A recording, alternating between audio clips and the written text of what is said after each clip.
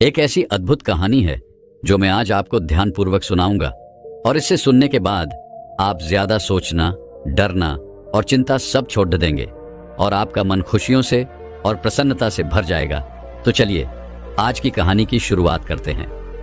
दोस्तों, एक समय की बात है, किसी नगरी में एक युवक रहा करता था। वो युवक अत्यंत दुखी था। वो बहुत निराश था। उसे ये समझ नहीं आ रहा था कि आखिर इस दुनिया में हर व्यक्ति अपने मतलब के लिए ही क्यों जीता है। उसे हर जगह हर कोई केवल स्वार्थी नजर आता था। वह हमेशा यही सोचा करता कि उससे कोई प्यार नहीं करता, उसकी कोई परवाह नहीं करता।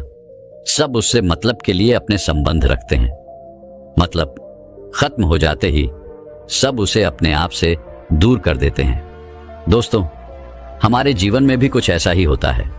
हम भी हमेशा किसी न किसी का साथ ढूंढते ही रहते हैं और जब हमें किसी का साथ नहीं मिल पाता तो हम अपने आप को अकेला महसूस करते हैं, कमजोर महसूस करते हैं। हमें लगता है कि इस दुनिया में हमारे जैसे कोई है ही नहीं। हमें कोई प्यार नहीं करता, हमारी कोई परवाह नहीं करता। लेकिन हम यह भूल जाते हैं कि अंत में तो हर किसी को अकेले ही जाना है। वह व्यक्ति अपने इस अकेलेपन से बहुत परेशान हो चुका था, जिस कारण एक दिन उसने अपना घर छोड़ दिया और एक रास्ते पर निकल पड़ा। उसके मन में कई सारे विचार थे। उन विचारों में मग्न होकर वह उस रास्ते पर आगे की ओर बढ़ता ही जा रहा था। तभी उसे रास्ते में एक आश्रम दिखाई पड़ा। वह उस आश्रम की ओर आगे बढ़ा। तभी उसने देखा कि एक गुरु अपने शिष्यों को ध्यान करना सिखा रहे हैं और उन्हीं शिष्यों में से एक शिष्य ने अपने गुरु से कहा, है गुरु, आखिर यह ध्यान क्या है और इस ध्यान को करने से हमें क्या लाभ? तभी वह गुरु अपने उस शिष्य के इस सवाल का जवाब देते हुए कहते हैं, पुत्र, ध्यान ही सच है और ध्यान हमें अकेला कर देता है। हम जितने ज्यादा अकेले होते जाते हैं उतना ही हम ध्यान में उतरते चले जाते हैं और यही अकेलापन तुम्हें सत्य के मार्ग पर ले जाता है, तुम्हें सत्य की प्राप्ति करवाता है। वह युवक आश्रम के बाहर खड़े होकर यह सब कुछ देख रहा था, सुन रहा था। जैसे ही उसने उन गुरुवर के मुख से यह सारी बातें सुनी, वह दौड़ा दौड़ा उन गुरुवर के पास आया और कहने लगा, है गुरुवर, यदि ध्यान हमें अकेला कर देता है तो इसका मतलब यह हुआ कि मैं इन सब चीजों में श्रेष्ठ हूं। आप तो ध्यान का सहारा लेकर अकेले होते हैं, लेकिन मैं तो ऐसे ही अकेला हूं। मेरा ऐसा कोई नहीं है जिसे मैं अपना कह सकूं, जो मेरी परवाह करता हो, जो मेरा ख्याल रखता हो, और मैं अपनी राह पर अकेला ही चलता चला जा रहा हूं। उस व्यक्ति की ये सारी बातें सुनकर उन गुरुवर ने उस व्यक्ति को ध्यानपूर्वक देखा और उसके बाद उससे कहते हैं, भंते, अगर तुम अकेले हो तो तुम्हारे पीछे तुम्हारा पूरा परिवार, तुम्हारे मित्र, तुम्हारे शत्रु, तुम्हारे सगे संबंधी, इन सब को लेकर तुम कहां जा रहे हो? उन गुरुवर के मुख से यह बात सुनकर वह व्यक्ति चौंक उठा और उसने तुरंत ही पीछे मुड़कर देखा तो वहां पर कोई नहीं था। तभी वह उन गुरुवर से कहता है गुरुवर, कौन है मेरे पीछे? कोई तो नहीं, ना मेरे परिवार वाले, ना मेरे मित्र, ना मेरे शत्रु और ना ही मेरे सगी संबंधी। मैं तो सबको पीछे छोड़ आया हूं क्योंकि कोई मुझे नहीं पूछता, कोई मेरी परवाह नहीं करता, कोई मेरा ख्याल तक नहीं रखता, यहां तक कि मेरी कोई आवाज तक नहीं सुनना चाहता। लेकिन जब किसी के ऊपर कोई समस्या आती है तो वह मुझे अवश्य याद करता है, पर बाकी समय पर वह मुझे पूछते तक नहीं। उन्हें यह तक खबर नहीं होती कि मैं किस हाल में हूं, मैं जिंदा भी हूं या नहीं। उन सबको इन सब चीजों से कोई फर्क नहीं पड़ता। उन गुरुवर ने उस व्यक्ति की यह सारी बातें ध्यानपूर्वक सुनी और उसके बाद उस युवक से कहते हैं, भंते, तुम सही कह रहे हो, लेकिन जब तक तुम इन सभी को छोड़कर नहीं आते तब तक तुम भला अकेले कैसे हो सकते हो? वह व्यक्ति एक बार फिर से आश्चर्यचकित होकर पीछे मुड़कर देखता है और फिर उन गुरुवर से कहता है गुरुवर, यहां पर तो कोई नहीं है, मैं अकेला ही यहां पर आया हूं। लग रहा है कि आप मेरा मजाक उड़ा रहे हैं। मेरे पीछे कोई नहीं है, आप खुद देख सकते हैं, तो फिर आप ऐसा क्यों कह रहे हैं कि जाओ और इन्हें छोड़कर आओ? जब मेरे साथ कोई है ही नहीं तो मैं भला उन्हें कहां छोड़ूं, कैसे छोड़ूं? उस युवक की ये सारी बातें सुनकर वह गुरुवर मुस्कुराने लगे और उस युवक से कहते हैं, भंते, आखिर तुम मुझसे क्या चाहते हो? इस पर वह युवक उन गुरुवर से कहता है गुरुवर, मैं आपका शिष्य बनना चाहता हूं, मुझे कोई साथी चाहिए, मुझे अपना शिष्य बना लीजिए, मैं जीवन भर आपका आभारी रहूंगा। उस युवक की यह बातें सुनकर उन गुरुवर ने कहा, भंते, तुम चाहो तो यहां पर 1 महीने रह सकते हो। उसके बाद ही मैं यह निर्णय कर पाऊंगा कि क्या मुझे तुम्हें अपना शिष्य बनाना चाहिए या फिर नहीं। लेकिन तुम्हें मेरी एक बात माननी होगी। तुम्हें इन 30 दिनों के अंदर ध्यान का अभ्यास करना होगा। अगर तुम ये कर सकते हो तो तुम यहां पर अगले 1 महीने के लिए रुक सकते हो, अन्यथा तुम्हारे लिए यहां पर कोई जगह नहीं। उस व्यक्ति ने काफी सोच विचार कर उन गुरुवर से कहा, है गुरुवर, आप जैसा कहेंगे मैं वैसा ही करूंगा। आप चाहते हैं कि मैं इन 30 दिनों में ध्यान का अभ्यास करूं, तो मैं यह करने के लिए तैयार हूं। उस व्यक्ति ने उन गुरुवर की बात मान ली और आश्रम में ही रुक गया। अगले दिन सुबह सुबह वह गुरुवर उस व्यक्ति के पास आए और उस व्यक्ति से कहने लगे, भंते, तुम किससे बात कर रहे हो? तुम्हारा ध्यान कहां है? इस पर वह व्यक्ति जवाब देते हुए कहता है गुरुवर, मेरे साथ तो कोई नहीं है, मैं भला किससे बात करूंगा, मैं तो अकेला हूं। तभी वह गुरुवर उस व्यक्ति से कहते हैं, ठीक है, लेकिन अब ध्यान लगाओ, क्योंकि तुमने मुझे वचन दिया था कि इन 30 दिनों में तुम ध्यान का अभ्यास करोगे। उन गुरुवर के कहने पर वो व्यक्ति ध्यान करने बैठ जाता है। लेकिन पहले दिन उसे ध्यान करने में बहुत तकलीफें आती हैं, बहुत सारी परेशानियों का सामना करना पड़ता है। यहां तक कि वो ढंग से लगातार बैठ भी नहीं पा रहा था। उसके पैर मानो सुन्न से हो जाते और उसका पैर मानो काम करना ही बंद कर देता। ये सारी बातें वह गुरुवर देख रहे थे। तभी उन गुरुवर ने उस व्यक्ति से कहा, बनते, तुम जितना देर चाहो उतना देर बैठ सकते हो। ये ऐसा कोई जरूरी नहीं है कि तुम एकाएक लगातार बैठे ही रहो। यदि तुम्हें थोड़ी तकलीफ है तो तुम उठ सकते हो, टहल सकते हो और फिर आकर बैठ सकते हो। इतना कहकर वह गुरुवर वहां से चले गए। अगले दिन सुबह सुबह फिर वह उस व्यक्ति के पास आए और उस व्यक्ति से कहने लगे, भंते कौन है? किससे बातें कर रहे हो? कोई आया है क्या? उन गुरुवर की इस बात का जवाब देते हुए वह व्यक्ति उन गुरुवर से कहता है गुरुवर, यहां पर तो कोई नहीं है, आप खुद देख लीजिए, मैं भला किससे बातें करूंगा। तभी वह गुरुवर एक बार फिर उस व्यक्ति से कहते हैं, चलो ध्यान का अभ्यास करो। तभी वह व्यक्ति उन गुरुवर से कहता है गुरुवर, क्या केवल आंखें बंद करके बैठ जाना, इसे ही ध्यान कहते हैं? अगर इसे ही ध्यान कहते हैं तो यह तो बड़ा ही आसान है और इसे तो कोई भी कर सकता है, केवल आंखें बंद करके बैठना ही तो है। इसका जवाब देते हुए वह गुरुवर उस व्यक्ति से कहते हैं, भंते, केवल आंखें बंद करके बैठ जाना इसे ध्यान नहीं कहते। ध्यान करने के लिए तुम्हें अपने मन को एकाग्र करना होगा, अपने मन को किसी एक चीज पर लगाना होगा। वह कोई भी चीज हो सकती है, बाहर की कोई आवाज या तुम्हारे भीतर से आने वाली ये सांसें, इन सांसों के अंदर और बाहर होने की आवाज। तुम ऐसी किसी भी चीज पर ध्यान लगा सकते हो जो लगातार वर्तमान समय में घट रही है, ताकि तुम्हारा पूरा ध्यान उस चीज पर एकाग्र हो और तुम्हारा ध्यान कहीं भी भटके नहीं, जिस कारण तुम उस पर ध्यान लगा पाओगे। और एक बात और याद रखना, जब तुम उस चीज पर ध्यान लगाओगे तो तुम्हारा ध्यान हटना नहीं चाहिए। इतना कहकर वह गुरुवर वहां से चले गए। अगले दिन जब वह सुबह सुबह एक बार फिर उस व्यक्ति से मिलने आए तो उन्होंने एक बार फिर उस व्यक्ति से कहा, भंते, आज कौन आया है? किससे बातें कर रहे हो? बड़ी जोर जोर से आवाज आ रही है। तुम यहां पर खुद शांति पाने आए हो या फिर दूसरों को अशांत करने के लिए? वह व्यक्ति उन गुरुवर से कहता है गुरुवर, पर यहां पर तो कोई है ही नहीं, तो मैं भला किससे बात करूंगा? यहां तक कि अभी तक मेरे मुख से एक शब्द तक नहीं निकला है, तो फिर आपको कैसे जोर जोर की आवाजें कहां से आ रही हैं? और जब मैंने एक शब्द भी नहीं बोला तो मैं भला दूसरों के लिए अशांति का कारण कैसे बन सकता हूं?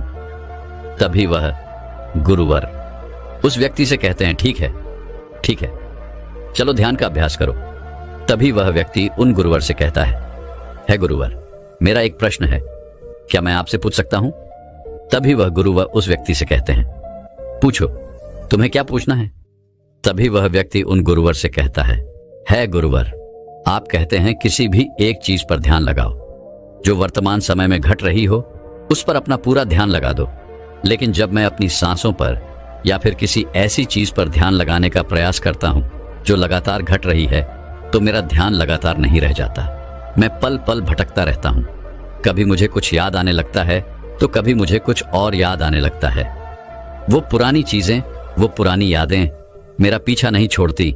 आपके कल यहां से चले जाने के बाद मैंने ध्यान करने के लिए बहुत प्रयास किया, लेकिन वह पुरानी यादें बार बार मुझे याद आ रही थीं, जिस कारण मैं एक चीज पर ध्यान लगा ही नहीं सका।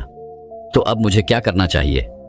उस व्यक्ति की यह सारी बातें सुनकर वह गुरु मुस्कुराने लगे और वहां से चले गए। उन गुरुवर की हंसने की वजह उस व्यक्ति को समझ नहीं आई। अगले दिन सुबह सुबह एक बार फिर वह गुरुवर उस व्यक्ति के पास पहुंचे और कहा, भंते, ये तुम क्या कर रहे हो? इतना आलस, चारों ओर आलस ही आलस फैला हुआ है। अपने पास से आलस को भगाओ, अन्यथा यह तुम पर हावी हो जाएगा और फिर तुम हमेशा इसके अधीन बनकर रहोगे। तभी वह व्यक्ति गुरुवर से कहता है गुरुवर, आप तो रोज एक ही बात कहते हैं कि यहां पर कोई है, लेकिन मुझे तो कोई नजर आता ही नहीं। आप ही बताइए, यहां पर कौन है? तभी वह गुरु वह उस व्यक्ति से कहते हैं, ठीक है, चलो अभ्यास के लिए चलते हैं। तभी वह व्यक्ति उन गुरुवर से कहता है गुरुवर, मेरा एक प्रश्न है, आपकी आज्ञा हो तो मैं आपसे पूछना चाहता हूं। है गुरुवर। उस व्यक्ति से कहते हैं, हाँ पूछो, क्या प्रश्न है तुम्हारा? तभी वह व्यक्ति उन गुरुवर से कहता है गुरुवर, आपकी कृपा से अब मैं पहले से बेहतर तरीके से ध्यान कर पा रहा हूं, लेकिन अभी भी मुझे एक समस्या आ रही है, और वह यह है कि जब भी मैं अपनी सांसों पर ध्यान देता हूं तो मेरा मन एकाग्र तो होता है और मैं पहले से ज्यादा और अच्छी तरह से ध्यान भी लगा पाता हूं, लेकिन ध्यान लगाते लगाते मुझे नींद आने लगती है और मैं सो जाता हूं। फिर उसके बाद मुझसे ध्यान नहीं हो पाता। उसके बाद केवल बस मुझे नींद ही नींद आती रहती है और मैं ध्यान की तरफ फिर अपने आप को मोड़ नहीं पाता। उस व्यक्ति की यह बात सुनकर वह गुरुवर उस व्यक्ति से कहते हैं, यह तो अच्छी बात है। इतना कहकर वह वहां से चले जाते हैं। 5वें दिन जब सुबह सुबह वह गुरुवर उस व्यक्ति के पास पहुंचते हैं तो वे कहते हैं, भंते, तुमने इतने लोगों को क्यों बुला रखा है? इतने सारे लोग तुम्हें ध्यान नहीं करने देंगे। तुमने इतने सारे लोगों को क्यों बुलाया है? इन्हें यहां से जल्दी भेजो। मुझे ये बिल्कुल नहीं पसंद। तुम तो यहां पर अकेले आए थे जैसा कि तुमने कहा, तो फिर इतने सारे लोगों को तुमने आज क्यों बुला रखा है? इन्हें अभी के अभी वापस छोड़कर आओ।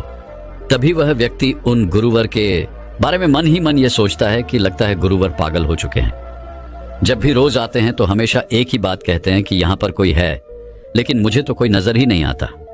बड़ी विनम्रता से उन गुरुवर से कहा, है गुरुवर, शायद आपकी आंखें जो देख पा रही हैं वह मैं नहीं देख पा रहा हूं। मुझे तो यहां पर कोई नजर नहीं आता। फिर आपको कैसे?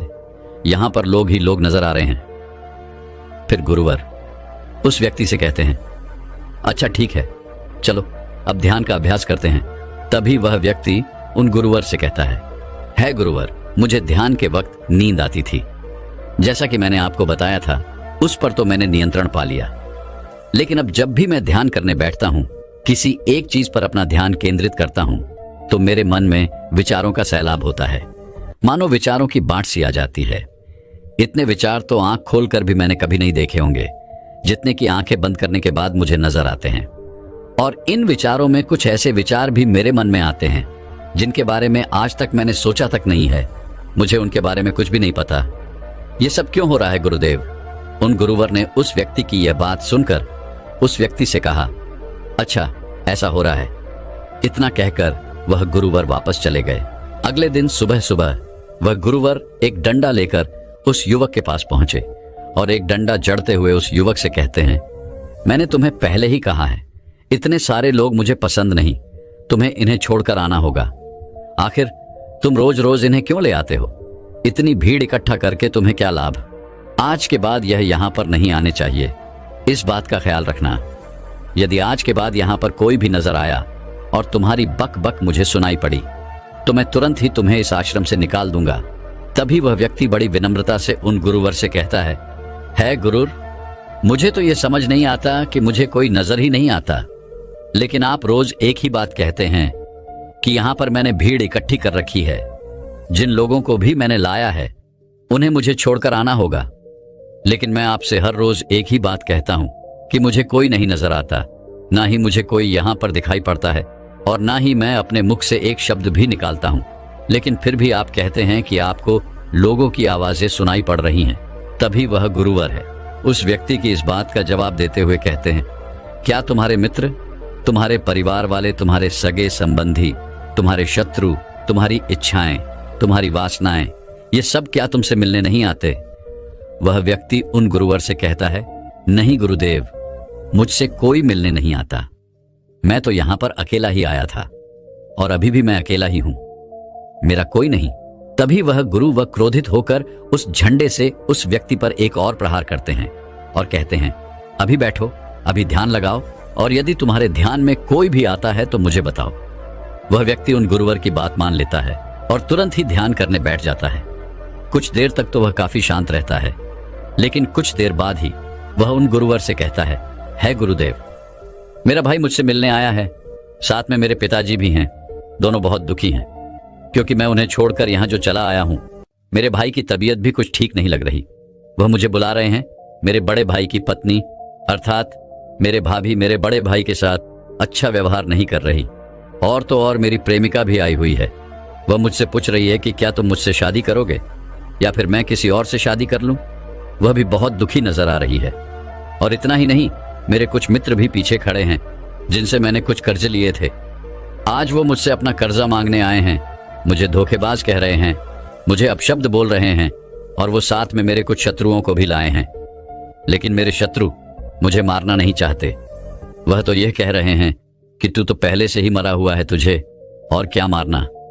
इतना कहकर वह व्यक्ति कुछ देर के लिए शांत हो गया, लेकिन उसी के बाद फिर कुछ देर बाद वह एक बार फिर से उन गुरुवर से कहने लगा है, गुरुवर, अब मेरे पास एक बहुत बड़ा घर है, इसे मैंने खरीद लिया है। मैं, मेरे पिता, मेरी माता, मेरा भाई, मेरी भाभी सभी इसमें बहुत मिलजुल के रह रहे हैं। हम बहुत खुश हैं। मैं अब अपने मित्रों से अत्यधिक अमीर हूं। मेरे पास बेशुमार धन दौलत है, और तो और मैंने अपनी प्रेमिका से शादी भी कर ली है और इसका जश्न मना रहे हैं। इतना कहकर वह व्यक्ति एक बार फिर शांत हो गया और फिर कुछ देर बाद और फिर एक बार उन गुरुवर से कहता है गुरुवर, मुझे कोई मारने का प्रयास कर रहा है। लगातार वो मुझ पर प्रहार कर रहा है। मैं उसका चेहरा देखने का प्रयास कर रहा हूं, लेकिन मुझे उसका चेहरा नजर नहीं आ रहा। इतना कहते कहते वह उन गुरुवर से कहता है, गुरुदेव, ये तो आप हैं जो मुझे मार रहे हैं और यह भी कह रहे हैं कि इतनी भीड़ को लेकर क्यों आए हो और इन्हें लेकर कहां जा रहे हो। मेरे साथ तुम्हें अकेले ही चलना होगा। इतना कहकर वह व्यक्ति ध्यान से उठ गया और उनको रुके चरणों में गिर पड़ा और उनसे कहने लगा, है गुरुदेव, आप सही थे। आप जो हमेशा कहते थे कि इस भीड़ को लेकर मैं कहां जा रहा हूं, आप हमेशा यही कहते थे कि इन सबको छोड़ कर आओ, लेकिन मुझे कोई नजर नहीं आता था। लेकिन आज मैंने उन सबको देख लिया जिन्हें मैं अपने साथ लेकर आया था, जिन्हें मैं अपने साथ लेकर घूम रहा था। हर कोई मेरे साथ ही है, मेरे पास है। लेकिन मैं ये सोच रहा था कि आखिर मैं इतना बेचैन क्यों हूं और मेरी बेचैनी की वजह क्या है। उस व्यक्ति की यह सारी बातें उन गुरुवर ने ध्यानपूर्वक सुनी और उसके बाद वो वहां से चुपचाप उठकर चले गए।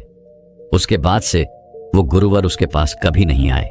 लेकिन वह व्यक्ति हर रोज ध्यान का अभ्यास कर रहा था और पूरे 1 महीने बाद जब वह उन गुरुवर के पास पहुंचा तो उन गुरुवर से कहने लगा है, गुरुवर, जैसा कि आप कहते थे कि मैं हमेशा अपनी भीड़ को अपने साथ लेकर घूमता हूं, तो आज मैंने उस भीड़ को विदा कर दिया है और अब मैं बिल्कुल अकेला हूं।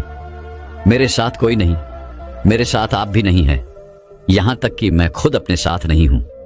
मैं एक परम शांति महसूस कर रहा हूं। अब मुझे ऐसा प्रतीत होता है कि अब मेरे जीवन में कोई समस्या नहीं है, कोई समाधान नहीं है। मैं बहुत हल्का महसूस कर रहा हूं, मैं बहुत अच्छा महसूस कर रहा हूं और इस शांति में जो आनंद है इसका क्या कहना। तभी वह गुरुवर उस व्यक्ति से कहते हैं, भंते, अगर तुम चाहो तो इस अकेलेपन को लेकर तुम अपनी दुनिया में वापस जा सकते हो। अव्याधि, तुम उस संसार में वापस भी लौट जाओ। भले ही लोग तुम्हारे आसपास क्यों न रहे, भले ही पूरी भीड़ तुम्हारे साथ क्यों न रहे, लेकिन फिर भी तुम अकेले ही रहोगे। फिर चाहे वह तुम्हारे रिश्तेदार हो, सगे संबंधी हो, परिवार वाले हों, तुम्हारे मित्र, तुम्हारे शत्रु, तुम्हारी भावनाएं या फिर तुम्हारी प्रेमिका, इन सब के साथ रहकर भी तुम पूर्ण रूप से अकेले ही रहोगे। और इतना ही नहीं, तुम्हारे जीवन में जब भी कोई बुरी परिस्थितियां आएंगी तब भी तुम बिल्कुल अकेले और शांत रहोगे और तुम हर परिस्थितियों का समाधान निकालने में भी अब पूरी तरह सक्षम हो चुके हो। और यदि अब तुम चाहो तो मैं तुम्हें अपना शिष्य बना सकता हूं, क्योंकि हो सकता है तुम्हें यह लग रहा हो कि यह 30 दिन तो पूरे खत्म हो चुके, लेकिन ध्यान का मार्ग अभी शुरू हुआ है। और याद रहे कि अभी तो बहुत कुछ सीखना है, जानना है, लेकिन कुछ रखना नहीं है। यह मार्ग अभी शुरू हो रहा है और यह मार्ग अति लंबा है और इस मार्ग की शुरुआत शांति से ही होती है। तभी वह व्यक्ति उन गुरुवर को प्रणाम करता है और उनसे कहता है गुरुवर, मैं अपने घर वापस लौटना चाहता हूं, अपने उस संसार में वापस जाना चाहता हूं ताकि मैं अपनी जिम्मेदारियों को निभा सकूं और साथ ही साथ इस मार्ग पर भी आगे बढ़ सकूं। यदि आपकी आज्ञा हो। इतना कहकर वह व्यक्ति शांत हो गया। तभी वह गुरु मुस्कुराने लगे और उस व्यक्ति से कहते हैं, भंते मन शांत हो तो सब हो सकता है। तुम संसार में रहकर भी अकेले रह सकते हो, लेकिन एक बात याद रखना कि हमें सीखना बहुत कुछ है, जानना बहुत कुछ है, लेकिन रखना कुछ भी नहीं। अब तुम जा सकते हो, तुम्हारा कल्याण हो। तो दर्शकों, चलिए अब ज्यादा सोचने के ऊपर अगली कहानी की शुरुआत करते हैं। संपूर्ण मानव जाति एक दौड़ में लगी हुई है, एक ऐसी दौड़ जो कभी पूरी नहीं होती, जो उसके जन्म के साथ शुरू होती है और मरने तक उसका पीछा नहीं छोड़ती। लेकिन क्या कभी आपने ध्यान दिया है कि यह दौड़ किस चीज की है? जरा ठहर कर खुद से पूछिए कि आप किसके पीछे दौड़ रहे हैं और वास्तव में क्या यह दौड़ कभी पूरी हो सकती है? जिन भौतिक सुख सुविधाओं को इकट्ठे करने में इंसान लगा रहता है, क्या वास्तव में वो भौतिक सुख सुविधाएं उसे शांति या फिर आनंद प्रदान कर सकती है? सिकंदर ने मरने से पहले अपने सभी मंत्रियों को कहा था कि जब मेरी अर्थी उठाई जाए तो मेरा शरीर ढका हुआ नहीं होना चाहिए, मेरी हथेलियां खुली होनी चाहिए, ताकि सारी दुनिया यह देख सके कि जो सिकंदर पूरी दुनिया को जीत सकता था, वो भी अपने साथ कुछ नहीं ले जा सका। उसके हाथ खाली के खाली रह गए। लेकिन जीवन की बागडोर ऐसी होती है कि उसे कभी ठहरने का वक्त ही नहीं मिलता। कभी वह सोच विचार ही नहीं करता कि जीवन का सबसे बड़ा सुख क्या है और इसके विपरीत जीवन का सबसे बड़ा दुख क्या है। सुख सुविधाएं तो बहुत लोग इकट्ठा कर लेते हैं, लेकिन सही मायने में उसका भोग कितने लोग कर पाते हैं? वही भौतिक वस्तुएं जो उसने अपने आनंद, अपनी शांति के लिए संग्रहित की थी, वही सुख सुविधाएं उसके दुख का कारण बन जाती हैं। जब पैसा नहीं कमाया था तो पैसा ना होने का दुख था, और जब पैसा कमा लिया तो वही पैसा उसके बच्चों के लिए या उसके लिए झगड़े का कारण बन जाता है।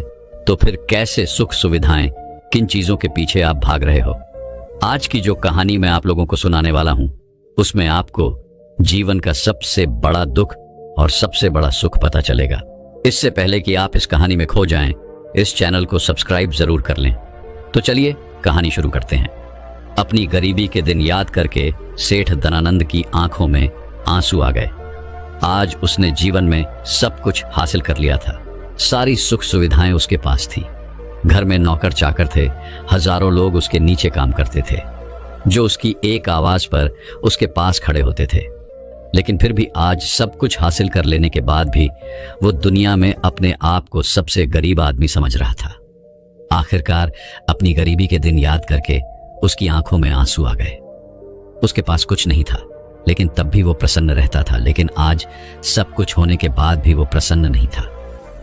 और दुनिया में वही आदमी सबसे गरीब होता है जो सब कुछ होते हुए भी अकेला महसूस करता है। उसे एहसास होने लगा था कि धन संपदा या भौतिक सुख सुविधाएं उसके मन की पूर्ति नहीं कर सकती। लेकिन अब तो बहुत देर हो चुकी थी। उसका पूरा जीवन बीत चुका था। अब पूरे जीवन की कमाई उसे व्यर्थ लगने लगी। उसे लगने लगा कि उसने जो कुछ कमाया वो सब यूं ही था, व्यर्थ था। ये एहसास उसे जीवन में पहले कभी नहीं हुआ था। काश उसे ये एहसास पहले हो गया होता तो वह ठहर जाता, रुक कर चिंतन करता कि जो चीज वह इकट्ठी कर रहा है, क्या वास्तव में वह इकट्ठी करने लायक है? अगर उसे यह बात पहले पता चल गई होती तो वो अपने जीवन में सार्थकता खोजने की कोशिश करता। वो उस रहस्य के बारे में खोज करता जो उसके मन की पूर्ति करता, जो उसका अकेलापन दूर करता, जो उसके जीवन को संपूर्ण बना देता। उसने अपने दोनों बेटों को अपने पास बुलाया और उन्हें जीवन की सीख समझाने की कोशिश करने लगा। सेठ ने अपने बेटों से कहा कि बेटा, मेरे को तो जीवन में कोई बताने वाला नहीं था, सही रास्ता दिखाने वाला कोई था ही नहीं, इसलिए मैं उस रास्ते पर चलता रहा जिसका कोई अंत नहीं था। और आखिर में पहुंचकर मुझे महसूस हुआ कि जितना रास्ता मैं तय करके आया हूं उतना ही रास्ता बाकी और है। शायद मैं गलत रास्ते पर निकल पड़ा था और अब इतना समय नहीं बचा कि मैं नए रास्ते पर फिर से नया सफर शुरू करूं। उसने अपने दोनों बेटों से कहा कि बेटा पता है दुनिया में सबसे बदनसीब आदमी कौन होता है? वो जिसके पास सब कुछ होते हुए भी कुछ नहीं होता, जो अपने आप को सब कुछ होते हुए भी अकेला महसूस करता है। भला इससे बड़ा दुख, इससे बड़ी बदनसीबी और क्या हो सकती है? यह सुनकर उसके बड़े बेटे ने कहा कि पिताजी, सब कुछ तो आपके पास है, धन संपदा, पूरा परिवार, सारी खुशियां आपके पास है, लेकिन फिर भी आप अपने आप को बदनसीब क्यों समझते हैं? उसका बड़ा बेटा वह नहीं समझ पा रहा था जो उसके पिता उसे समझाने की कोशिश कर रहे थे। फिर भी उसने अपनी बात को समझाने की कोशिश करते हुए कहा, अभी तुम्हें लगता है कि जीवन में तुम्हारे पास सब कुछ है। मुझे भी तुम्हारे उम्र में ऐसा ही लगता था, लेकिन अब मैं बूढ़ा हो चला हूं। कुछ समय बाद मेरी मृत्यु भी नजदीक है और अब मुझे एहसास हो रहा है कि दुनिया में तो सब कुछ पीछे छूट जाता है।